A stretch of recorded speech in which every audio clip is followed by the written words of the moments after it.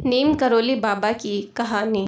नीम करोली बाबा भारत के सुप्रसिद्ध एवं प्रतिष्ठित संत हुए हैं, जिन्होंने अपनी भक्ति और ज्ञान के बल पर लोगों के मन में अपनी अमिट छाप छोड़ी है।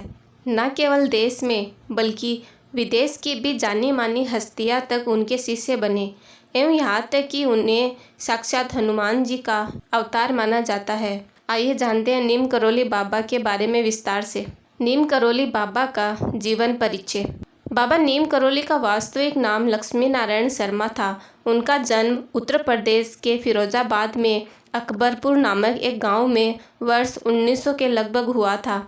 उनके पिताजी का नाम दुर्गा प्रसाद शर्मा था।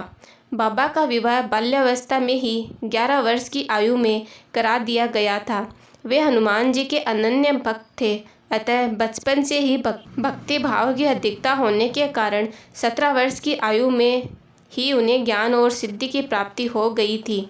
उनके 2 पुत्र तथा एक पुत्री भी थे, किंतु गृहस्थ आश्रम में रुचि न होने के कारण उन्होंने लगभग 58 वर्ष की अवस्था में घर का त्याग कर दिया था तथा वैरागी संत की भांति पूरे भारत में भ्रमण करने लगे।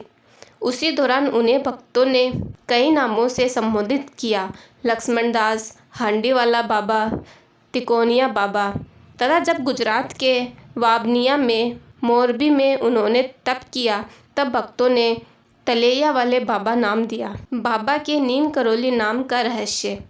बाबा एक बार भारत भ्रमण के सफ़र के दौरान ट्रेन की फर्स्ट क्लास बोगी में सफ़र कर रहे थे। तभी टीसी ने टिकट नहीं होने के कारण उन्हें नीम करोली स्टेशन के पास उतार दिया। तभी बाबा ने स्टेशन में बैठकर अपना चिमटा वहीं गाड़ दिया और वहीं ध्यान में बैठ गए। उसके बाद लाख कोशिशों के बाद भी इंजन स्टार्ट करने के बावजूद ट्रेन अपने स्थान से हिली तक नहीं। यह बात लोकल मजिस्ट्रेट तक पहुंची। वे बाबा को अच्छी तरह पहचानते थे, इसलिए पूरी घटना उनको समझते देर नहीं लगी और उन्होंने फौरन बाबा से क्षमा मांगने और उन्हें सम्मानपूर्वक ट्रेन में वापस बैठने का आग्रह करने का आदेश दिया। रेलवे कर्मचारियों तथा ऑफिसर्स ने उनसे पुनः अपनी यात्रा आरंभ करने का आग्रह किया और जैसे ही बाबा ट्रेन में सवार हुए, ट्रेन चल पड़ी। यह घटना नीम करोली के स्टेशन के पास हुई थी, इसलिए तभी से बाबा का नाम नीम करोली वाले बाबा पड़ गया। नीम करोली बाबा का आश्रम। उत्तराखंड राज्य के नैनीताल के कैंची धाम नामक स्थान में बाबा 1961 में पधारे थे और अपने मित्र पूर्णानंद जी के साथ मिलकर वर्ष 1964 में उन्होंने अपने आश्रम की स्थापना कर ली। यह आश्रम पहाड़ी अंचल में देवदार के वृक्षों के मध्य स्थित है। बाबा के अनेक शिष्यों में से एप्पल के संस्थापक स्टीव जॉब्स तथा उनके मित्र रॉबर्ट फ्रीडलैंड, हॉलीवुड की प्रसिद्ध नायिका जूलिया रॉबर्ट्स तथा फेसबुक ऐप के मालिक मार्क जुकरबर्ग आदि जैसे और भी अनेक लोगों के नाम आते हैं।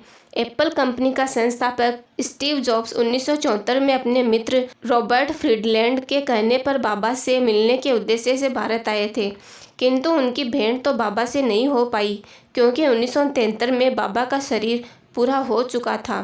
पर फिर भी उन्होंने 1 महीने तक कुंभ के मेले में समय बिताया। उसके बाद वे बाबा के आश्रम चले गए और वहाँ कुछ दिनों तक अपना समय बिताया। वह भारत आए तो थे अपने जीवन का रहस्य जानने, लेकिन जब वह कैंची धाम आश्रम में रुकने के बाद वापस अमेरिका लौटे तो फिर उन्हें सफलता प्राप्त होती गई और आज वे संपत्ति और सम्मान दोनों के मालिक हैं। बाबा ने भारत के कोने कोने में अनेक स्थानों पर हनुमान जी के मंदिरों की स्थापना करवाई। बाबा नीम करोली ने कब पूरी की अपनी जीवन यात्रा। अपना संपूर्ण जीवन सादगी और संयम के साथ लोकहित में व्यतीत करने के पश्चात 11 सितंबर वर्ष 1973 में वृंदावन धाम में बाबा ने समाधि ले ली। अनगिनत शिष्यों के जीवन को शानो शौकत से परिपूर्ण करने वाले बाबा नीम करोली ने स्वयं के जीवन में कभी भौतिक सुख साधनों और मोह माया को प्रवेश नहीं करने दिया और इस प्रकार लगभग 73 वर्ष की आयु में उन्होंने अपना शरीर पूरा किया।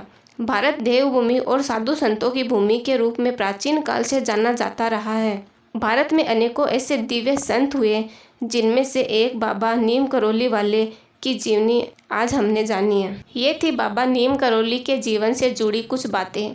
अगर आपको यह जानकारी अच्छी लगी हो तो प्लीज़ लाइक कीजिए। नीम करोली बाबा के बारे में और जानकारी के लिए हमारे चैनल को सब्सक्राइब कर लीजिए। धन्यवाद।